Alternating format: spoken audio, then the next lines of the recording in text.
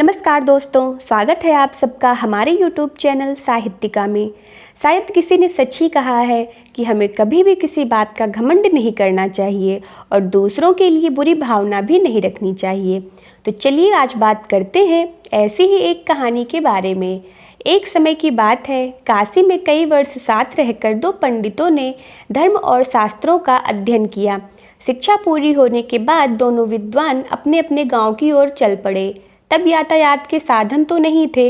लोगों को एक स्थान से दूसरे स्थान तक जाने में कई दिन लग जाते थे। लोग दिन में चलते थे और रात में विश्राम करते थे। ये दोनों पंडित भी ऐसा ही कर रहे थे।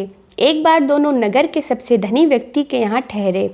उसने उनके रहने की व्यवस्था की और फिर अपने लोगों से कहा कि दोनों लोगों के लिए भोजन का इंतजाम किया जाए।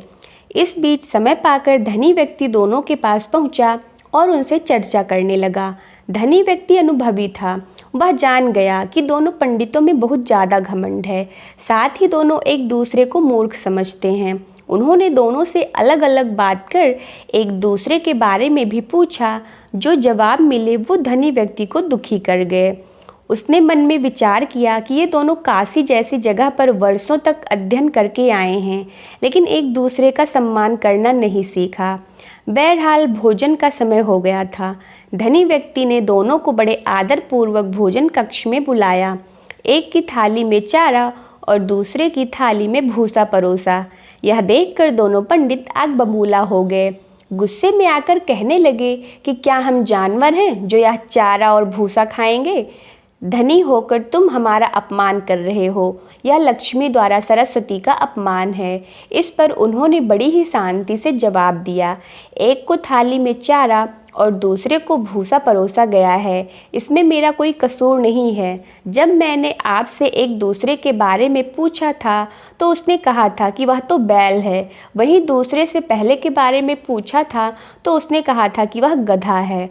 आप दोनों ने ही एक दूसरे को बैल और गधा बताया, तो मैंने उसी हिसाब से चारा और भूसा थाली में परोस दिया। इतना सुनते ही दोनों ज्ञानियों की आंखें खुल गई। उन्हें अपनी गलती का एहसास हो गया था। उन्होंने उनसे क्षमा मांगी। एक दूसरे के प्रति ऐसी सोच रखने के लिए खेद भी जताया। तो हमें इस कहानी से यह सीख मिलती है कि व्यक्ति में कितना भी ज्ञान क्यों ना आ जाए, हमें कभी भी उस पर घमंड नहीं करना चाहिए। साथ ही दूसरों के प्रति बुरे भाव भी नहीं रखने चाहिए। धन्यवाद।